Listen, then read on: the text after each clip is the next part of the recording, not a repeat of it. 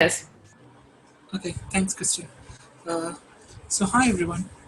Welcome to today's study group. Today we'll be discussing lecture 12.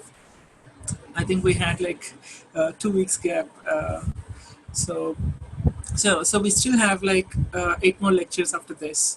Uh, just one moment, please.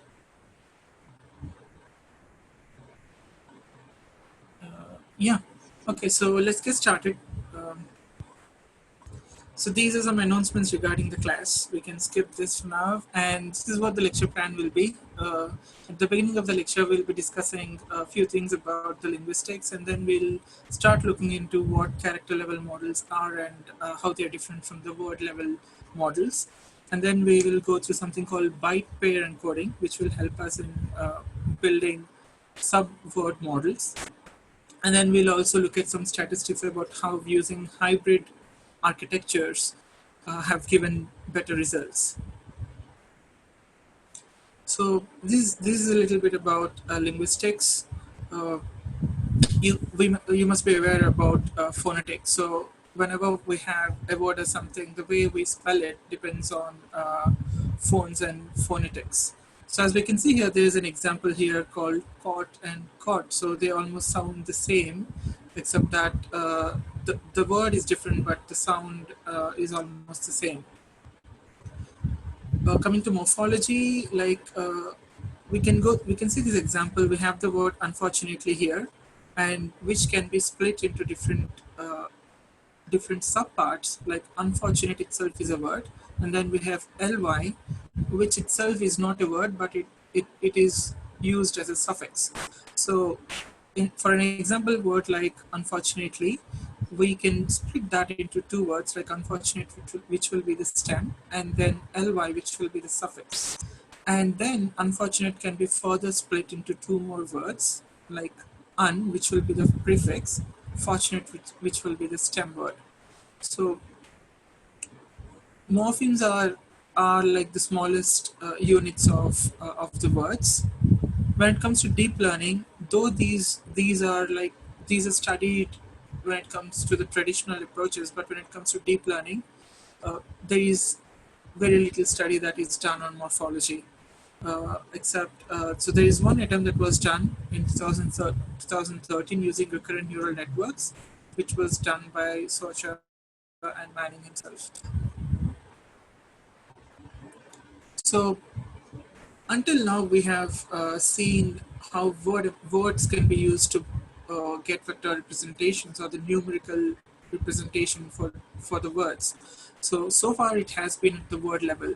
In the previous lecture, we have seen a little bit about how characters can be used and how convolution neural networks can be used to generate character embeddings. So we'll be discussing a bit more on that.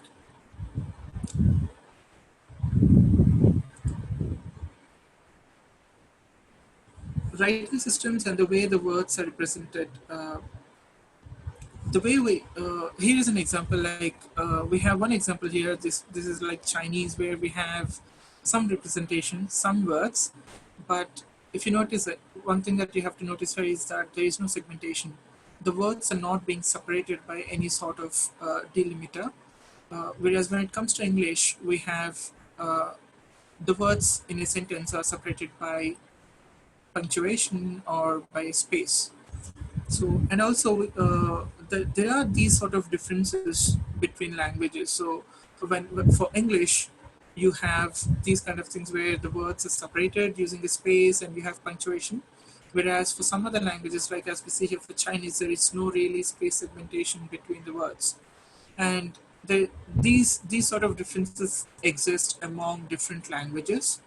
And another thing is we have compound nouns like life insurance company, employee.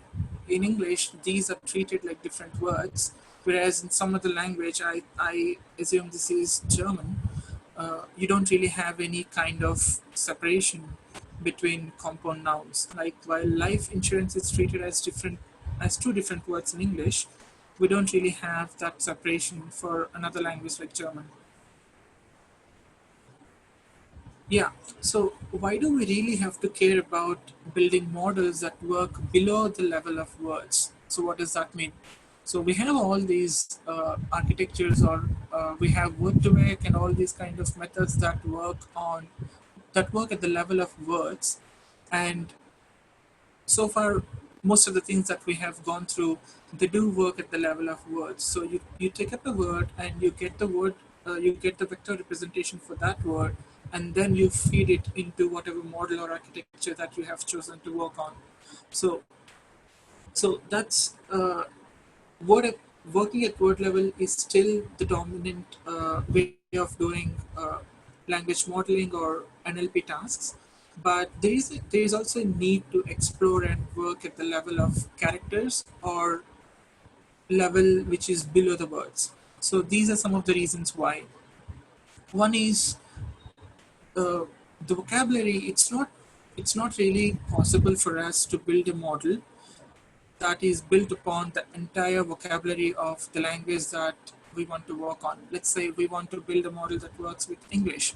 So whatever the data sets that we have, even those that have some thousands and millions of words, they are still confined to that fixed vocabulary. So whereas in real time, the vocabulary comes in different variations. Like as we can see here, good vibes. Those are two simple English words, but it depends on when we are speaking, and there's a difference between speaking something and then typing it out. So as we can see here, the word good vibes comes in different variants. So sometimes people might use extra letters or repeat the same letters again and again just to express something more. And also we can see here there is also shorthand representation of what the people want to convey. Like for I don't care, people might simply say IDC. So by simply sticking to word level embeddings, these kind of variants are not always covered. So these are some of the reasons why we have to go below the word level to get better representations and to make these models work better. So character level models. That's why we need character level models. By using character level models, let's say we have a word embedding for a word called apple. That's one way of doing it, which is using word embeddings.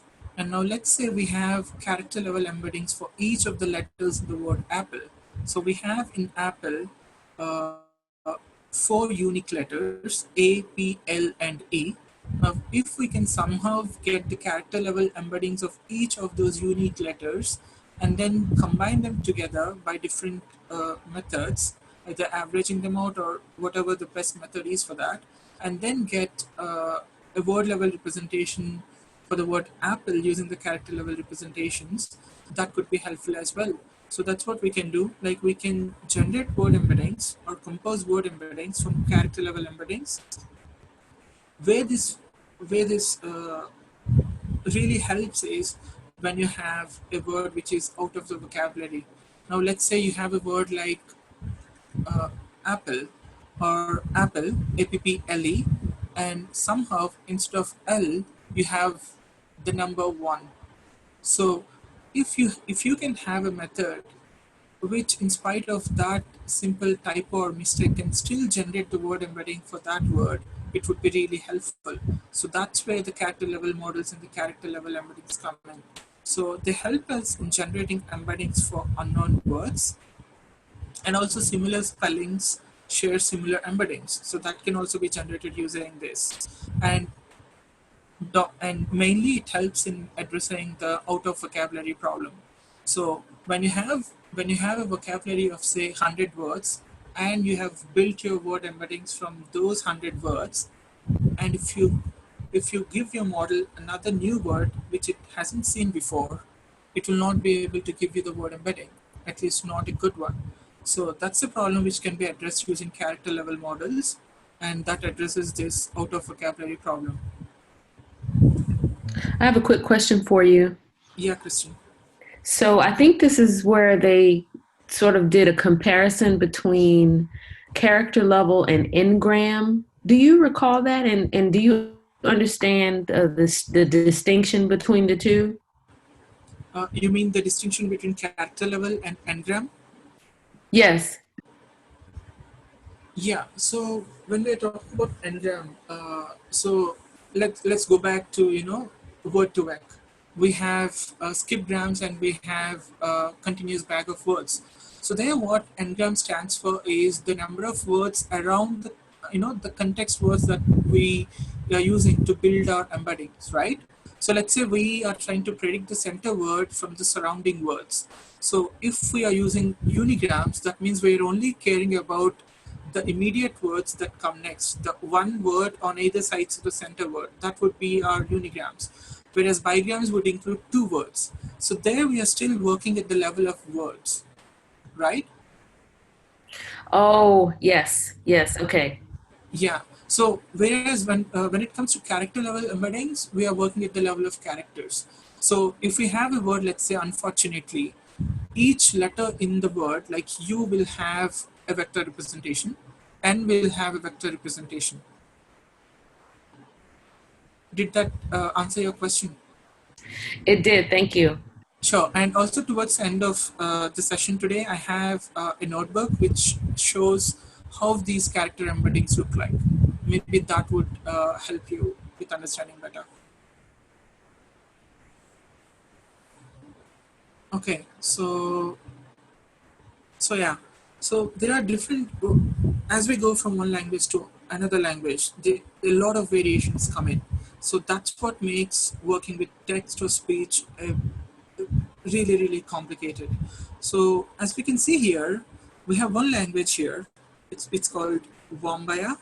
So the way it sounds, so we have the letters here, and the way it's spelled or the way this language sounds is exactly how each of the characters here sounds, like Jichawu Ingablu. So when it comes to English, you might have letters in it which, when individually spelled, are different from the way they are pronounced or spelled in a word. Like, for example, thorough failure. So we have some letters in here which are either silent or which are not really sounded the way the letters are sounded individually. So these kind of variations exist when we move from one language to other language, and that's why having embeddings or representations below the word level will help us in having more more representations which are more specific to the language or to the word. So in the previous lecture towards end, we have seen one architecture that works at the level of characters. That was some several layers of deep convolution neural network. So, uh, so right now and ever since then, convolution neural networks are being used for getting character level embeddings, and also they are being used for models like neural machine translation. So, initially they were when they were tried, the performance or the outputs that were observed were not that satisfactory. But starting 2015 or 16, we started having much better results when building models with the help of character level embeddings. Here is one example. So we have this system which when using word level model, the score that was generated is 15.7, whereas using a character level model, the score that was generated is 15.9.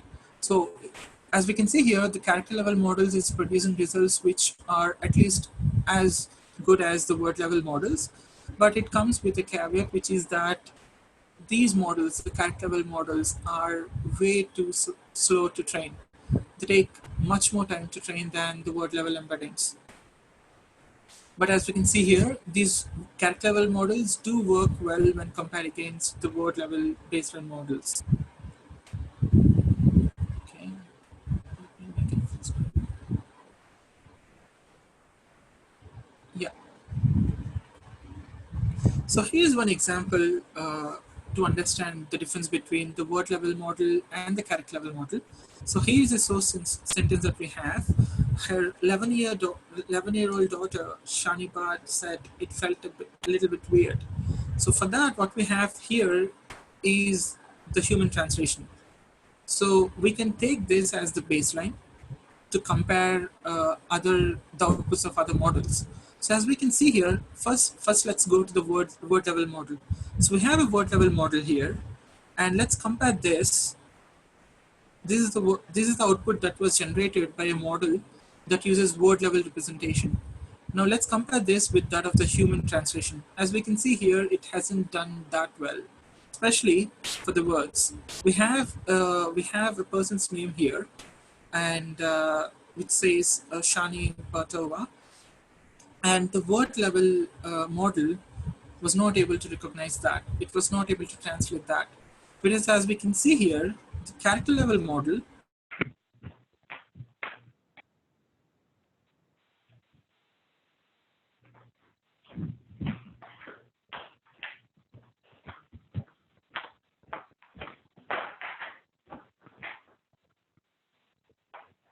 Did we lose the audio?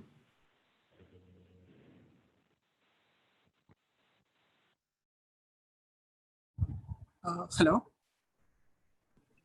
Yes. Sorry, I think I lost the connection.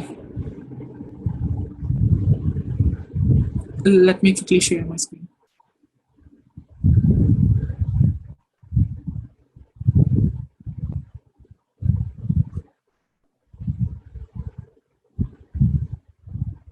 Yeah, hope you all can see the screen now. Yes.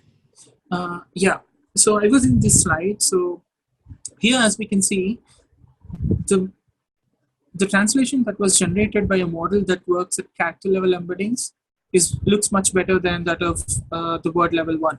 So as we can see here, we have a phrase here, 11-year-old, and that got translated exactly as the humans did when using character level model.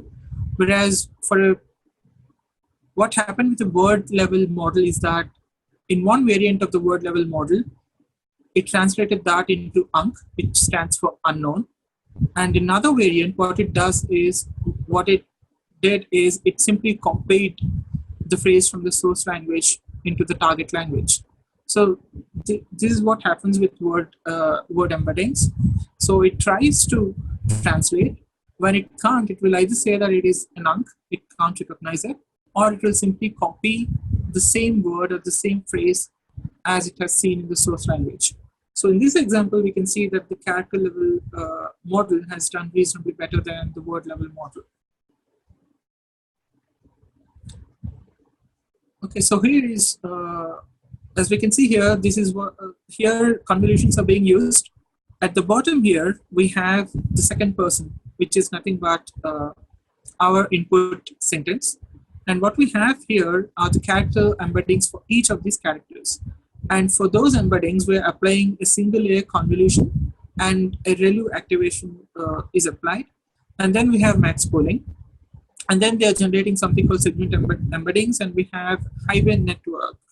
And the output from this is being fed into a single layer bidirectional GRU. So using this, as you can see here, there are some results that were reported here. And we see that using character level embeddings, we get much better results than the word level models. From in the previous slides, there was a point mentioning that while the character level models are giving slightly better results than the word level models, they take much more time to train. So that's what we can see here. If you see this, the one on the right, the red one represents the word level model, and the one in blue represents the character level model.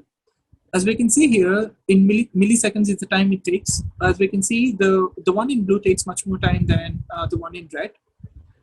But in terms of performance, as we can see here, as we increase the complexity, so I hope you're watching the plots on the left now. What we have here is what we have on the x-axis are the complexity of the architecture. As we go from left to right, the models get more and more complicated. It's just that the LSTMs have many more layers. Within, on the extreme left, we have 1 into 2 plus 2, whereas on right, we have 6 into 2 plus 8. So just try to understand this, that this is nothing but increasing the model, making it more complicated. So as the model gets more and more complicated, we see that the model that is working at character level embeddings is doing better than that of the word level embeddings. So when it comes to subword models, like, so why are we using this word subword models instead of character? So there are, if we want to try models other than the word level, there are different ways of doing it. One is to strictly go with character levels, and another way of doing it is to go with word pieces. So what does word piece mean? So word piece here means that instead of picking the whole word, we take subparts of it and get representations for that, and try to train a model. So that's what subword means. So subword means it can be strictly character level, or it could be word piece level. So when we are trying to do this, what we can do is we can use the same architectures that we use for word level models and try to use them with much smaller units like word pieces. Or we can also go with hybrid architectures where the main model still uses word embeddings, and for the characters we have some other architecture which goes in. Yeah. So now, what is bytecode encoding? So bytecode encoding, strictly speaking, it got nothing to do with deep learning. It's an algorithm which exists out of deep learning area, but that is something, the idea of that is being adapted here. We'll see an example of what it means. So here we have 4 words: low, lower, newest, and widest. What the number on the left denote the frequency of each of these words. So assume that we have some document. That's all the data that we have, and these are the words that exist in that document. And in that document, we have the word low, and it was seen 5 times. And similarly, the other words are seen twice, 6 times, and thrice. So now what we can do is we are trying to build a character level vocabulary here. So this vocabulary is nothing but all the unique letters from all of these words. I hope this point is clear. So we have all the vocabulary, which is nothing but character level vocabulary. We are picking all the unique letters from all of these words, and we are forming our vocabulary.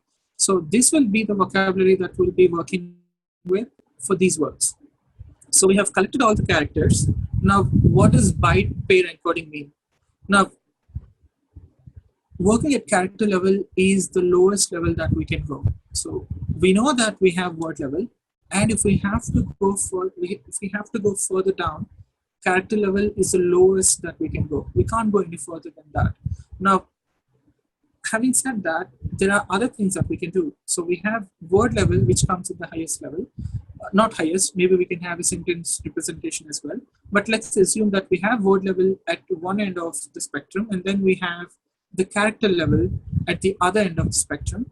And between these two, what we can do is we can have group of characters, we can have word pieces, which come in between these two extremes. So how can we do that? Now here, as we can see, if you see here on the left, we have 2 letters E and S, which was seen in 2 words. E and S are seen in newest, and the 2 letters together are also seen in the word widest. So maybe we can somehow use this as well. So that's what we can do. So what we can do is we can add ES to the vocabulary. Now similarly, here we can also see that EST occur in both these words. So maybe we can add EST as well. So like this, we can go through and find these kind of characters that co-occur. Like as we see here, LO also is present in 2 of these words. Now, this is a very simple dictionary and vocabulary. We are only considering 4 words, and these are the kind of possibilities that we have.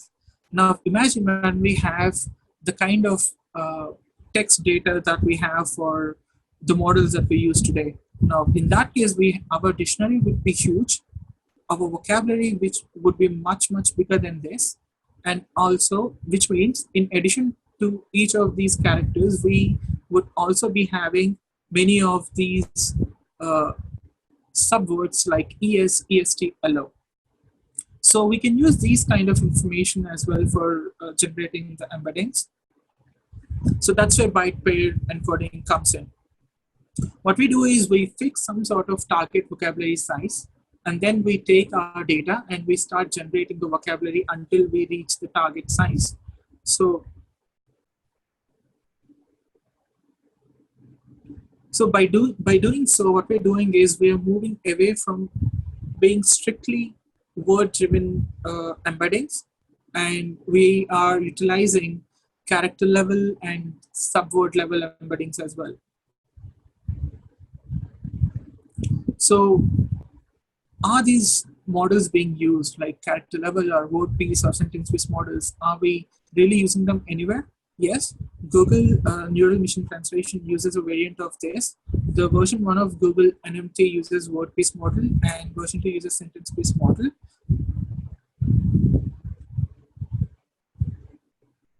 So we have something called character engram here.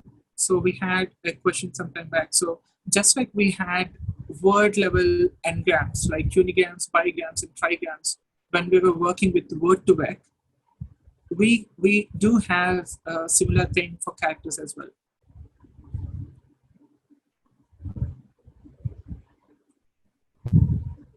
So even BERT uses a variant of word-based model. What it does is we have all these common words like at whatever the common words that we have, they are part of the vocabulary. And also when you have a word like hypatia, which may or may not be present in the vocabulary, that gets added as well. And the way it gets added is that it gets split into multiple subwords. Like here we see that the word hypatia, we have different, the word is being split into different words. When the reason why we have these symbols, special symbols being added here is that they represent that this word is not it's a subword, but it's not the beginning of a word.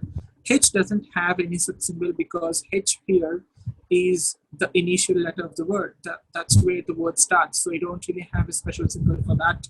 Whereas for the other subwords, they have these symbols to represent that they are actually some intermediate parts of another whole word.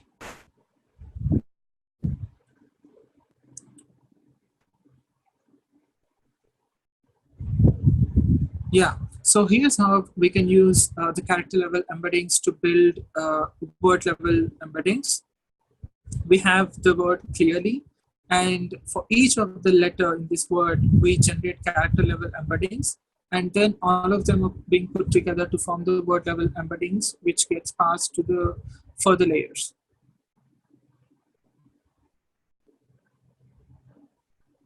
So here we have a visual diagram for that. We have the letter U, which gets its own embedding. Likewise, we have every other letter in the word, and each of these letters have their own character level representations. And these are being used for this network.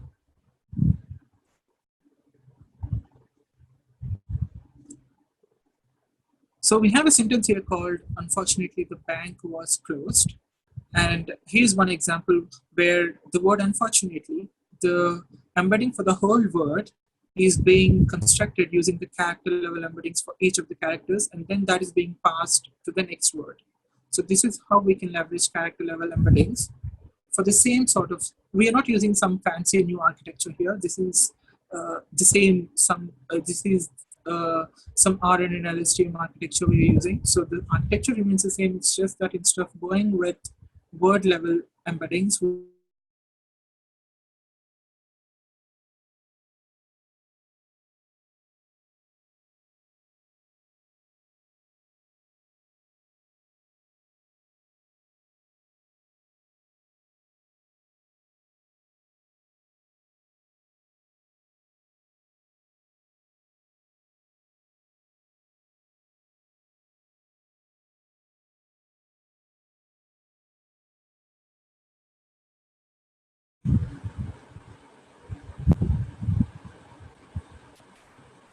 I'm so sorry. I think there's something wrong with my internet today.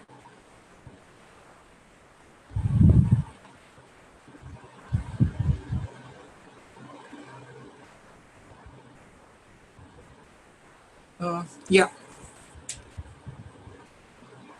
So this is how we can leverage character level embeddings. Here we have the word unfortunately, and the way we are constructing the embedding for this is we get the character level embeddings for each of the characters, and then we put it all together to get the word representation for this word, which is being passed to the next.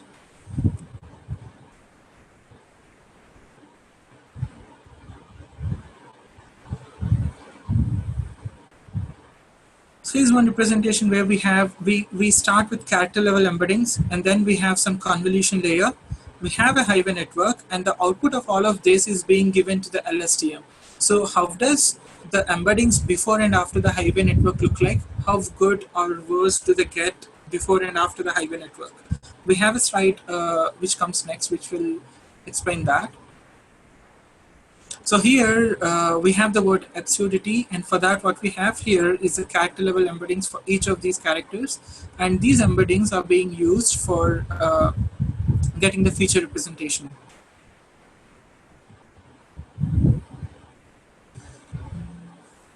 Yeah, so this is here we see that some of the performances are reported. What we have here is PPL, the perplexity. The lower the perplexity, the better the model does. So what we have to, one thing that we have to notice is that we have LSTM character large model. So its PPL score is 78.9. And then we have LSTM2, which doesn't work at the level of characters. It is just a regular LSTM model which uses word embeddings.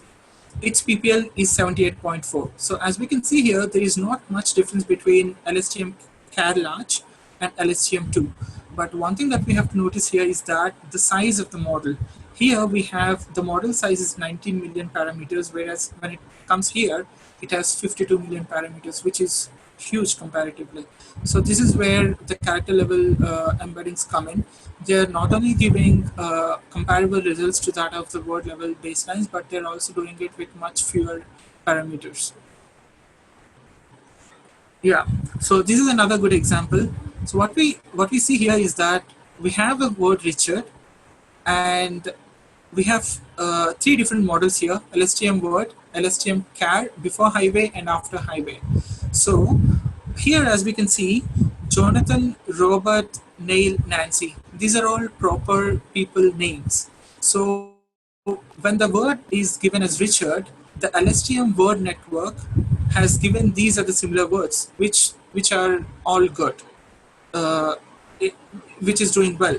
Whereas when it comes to LSTM CAR before the highway, we can see that the word it generates as similar words to that of Richard, they're not really similar. They're not really good. But if we see the output that it generates after highway, they're actually very similar to that of Richard, Edward, Gerard, Edward, Carl, which are again like proper names. Even if we go and check other columns, when we are taking the word trading, the LSTM word generates the words like advertise, turnover as the similar words. The LSTM CAR before highway gets words which are similar but uh, not that related, like it has something like reading as well. But when it comes to LSTM CAR after highway, all the results are somehow related to the word trading. We have trade, we have training, we have traded, trader. And so this slide actually demonstrates why the character level embeddings work well, and they overcome some of the problems that we have with word level. The dashes that we have here are for the word level network. So when you have something like, you have a word look, but it has some extra characters in it which are repeated look. So for that, the word level network doesn't generate any similar words. It has no idea what this word look is with extra repeated O's. So, but when it comes to character before highway character representations, it still produces some good results. Like it thinks that this word look is closer or similar to the word look, which is right. And when it comes to after hybrid representations, we get much better results, like look, looks, looked, looking, which are like different verbal forms of the word look. So which means the character level model is doing much better when it comes to words which come in these sort of variations. So as we can see here, all the suffixes are being grouped here, all the prefixes are here. Hyphenated is nothing but you have words like computer guided. So computer and guided are two words. If you give them separately, the word level embedding would have generated something here instead of nothing. But when you're hyphenating them, like putting them together using a hyphen, it has no idea what these two words are, which is why it doesn't generate anything here. Whereas the character level network actually does much better. It generates words which are very similar to computer aided. So this is evident from this. It is evident that when working with sub-level and character level embeddings, when we have these kind of variations in the input data, these character level models do much better.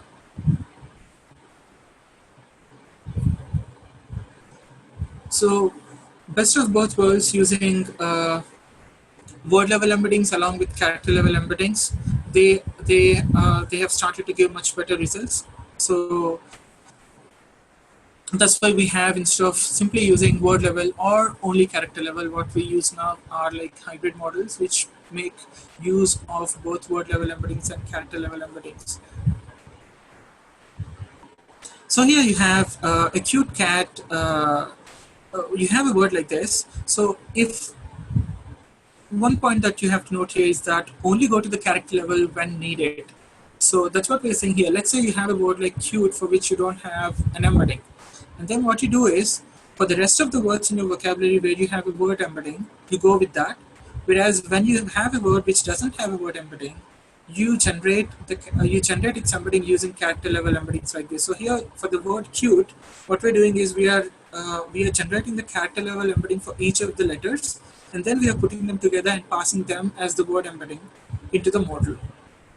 So this way we are leveraging both the word level embeddings and also the character level embedding. So this is about using beam search for decoding.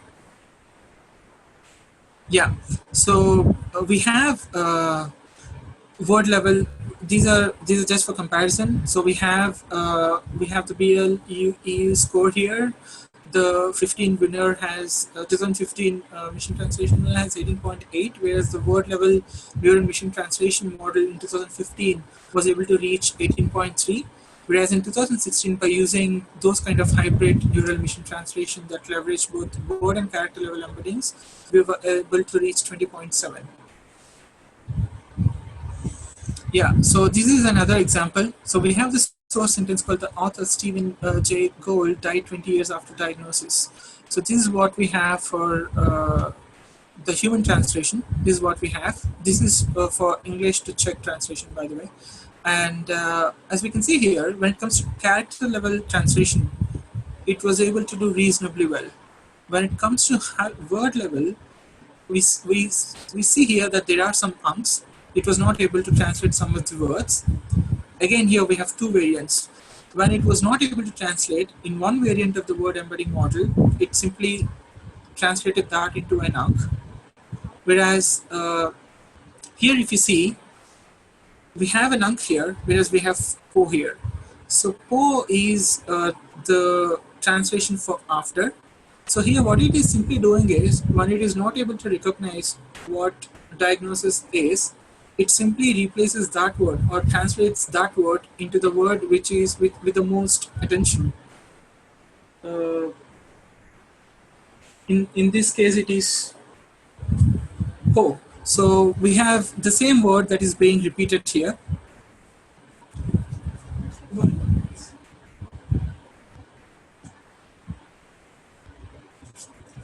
Yeah. So whereas when it comes to the hybrid model, we see that it does much better job. So the translation version that we have here is very closer to what the human translation is. So the hybrid model has almost given us a perfect translation for this example.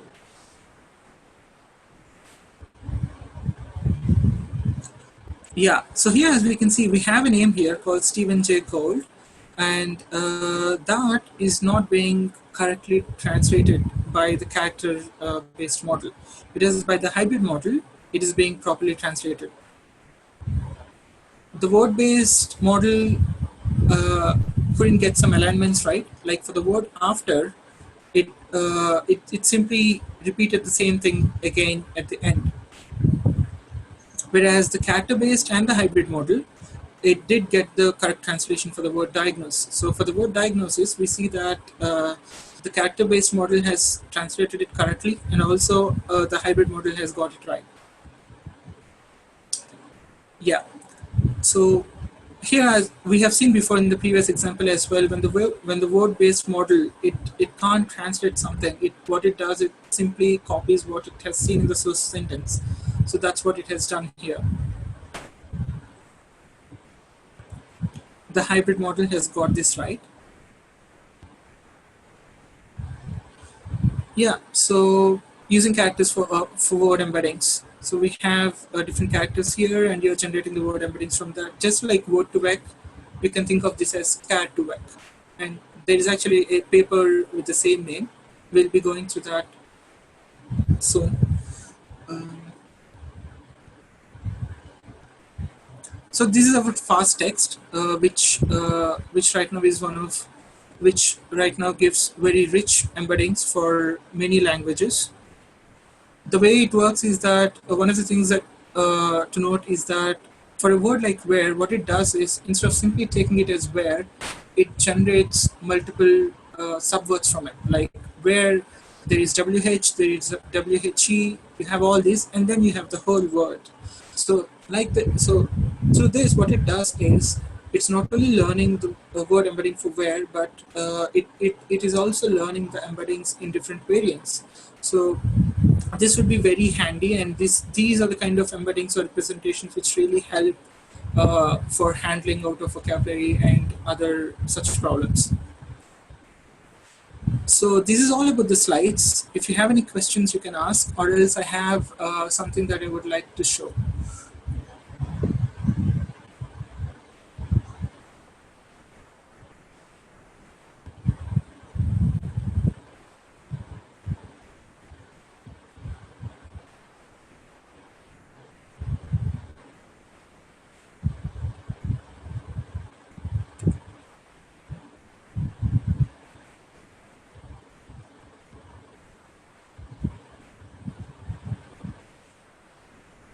Do you all see the browser now?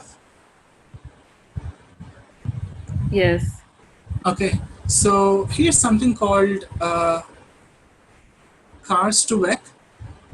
I haven't gone through this in detail, but it's something that I found as I was exploring few things. So what it does is it character-based word embeddings are generated using this. So this is a Python library. You can simply install. You can pip install it and you can try it. Here is an example to do it. So once you have pip installed it, you just have to import it, and then you have to load the model. This comes in different variants. Like ENG50 means 50 dimensional embeddings for each letter or word. So it comes in different variants. I think it has 30, and it also has something bigger as well. So once we have loaded the model, what we're doing is we are trying to vectorize words. Vectorize words, as in you take a word and you convert that into a vector. So here, what we did is we simply passed an alphabet to it, a character. So then it has generated this 50 embedding vector for it. So this is what we have. So this is the character level embedding that we have for the letter A. So then here what I'm doing is, this is a word words, but instead of the letter O, I have given 0.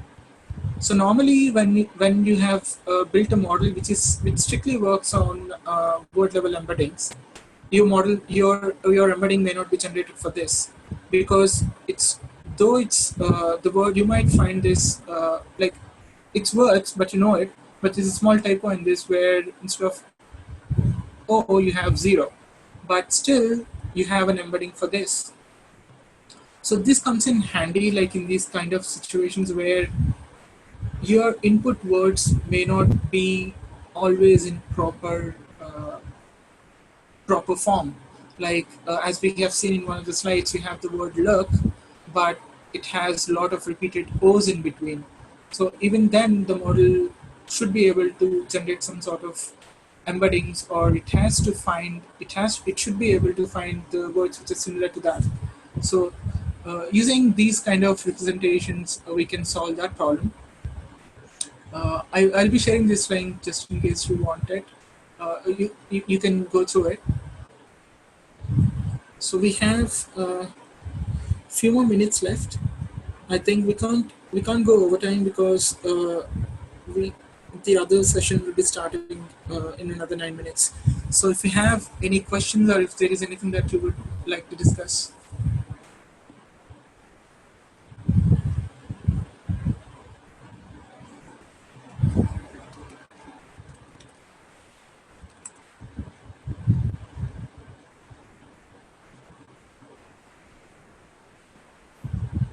Was there a Medium posts associated with that GitHub? Uh, I think there are some. I did come across some some blogs which are related to this, but I'm not sure whether they point back to the same GitHub or not. Oh, okay, okay. Sure. And you were gonna paste those links in Sure, the... sure. Yes, I'll be sharing them in the channel. Yeah. So here is spacey. You must be knowing this. So here what we have is we have 4 words, and let's see if it can generate.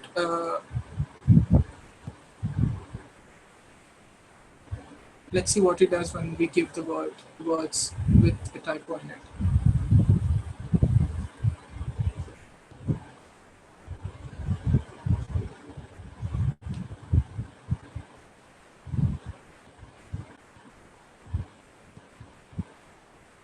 So it's loading now.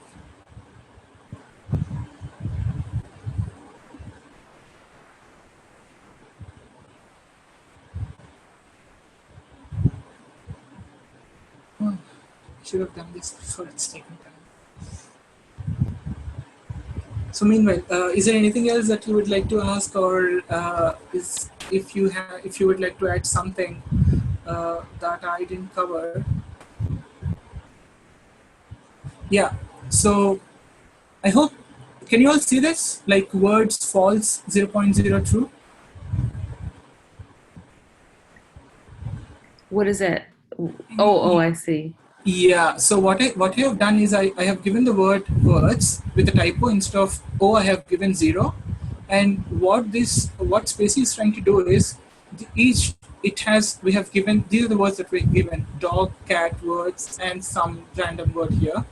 What it does is it checks whether it can get a word embedding for it or not. Like for example, for the word dog, it says true. The true is for token has vector, which means the word dog has a vector. Yes, so that's why it says true. And then it gives some sort of norm. Whereas for the words, when there's a typo in it, it says false, because it thinks that it has never seen the word, which is why it doesn't have a vector for that. So I hope this makes sense.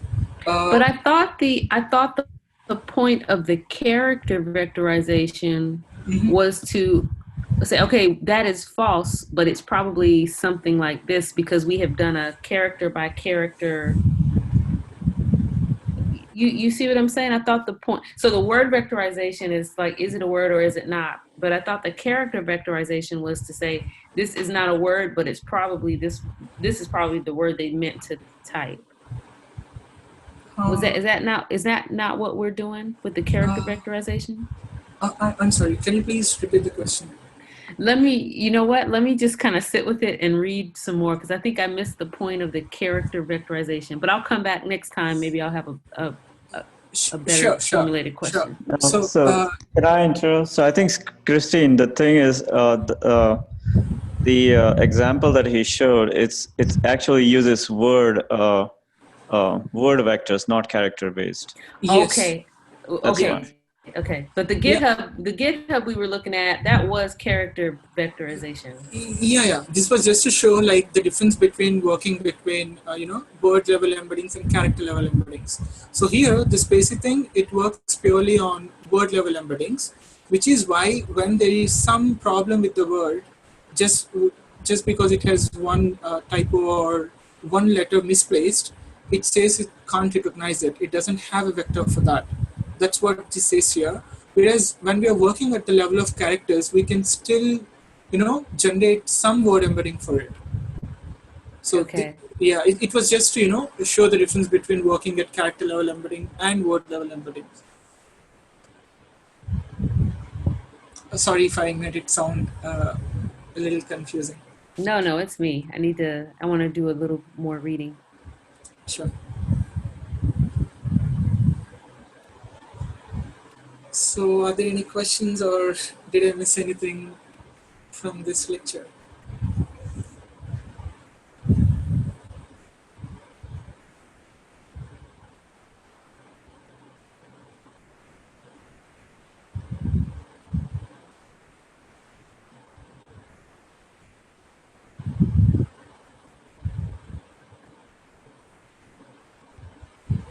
Okay, looks like there is nothing. I'll be sharing the links in the channel, and we'll be continuing next week with lecture 13. And yeah, so that's it for today's session. Thank you all for joining. If you find anything interesting or any blog or something that you have come across, please do share it in the channel. Yeah. Thank you all and have a happy weekend. Thank you. Thank you. Bye.